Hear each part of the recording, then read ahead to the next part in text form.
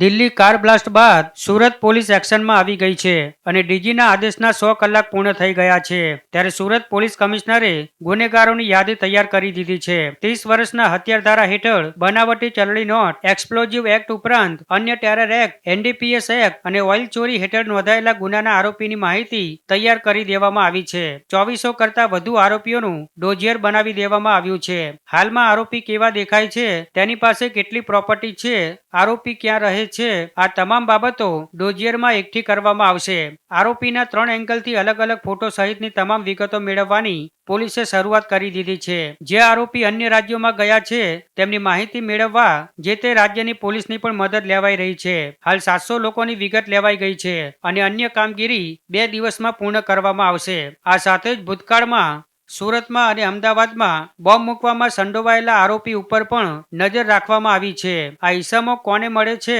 અને શું પ્રવૃત્તિ કરે છે તે તમામ ગતિવિધિ પર પોલીસ નજર રાખી રહી છે જ્યારે જે આરોપી વોન્ટેડ છે તેમના ફોટો AI ડેટાબેઝમાં અપલોડ કરાયા છે ત્યારે તમામ ડીસીપી એસીપી સહિતના અધિકારીઓ આ કામગીરીમાં હાલ જોતરાઈ ગયા છે।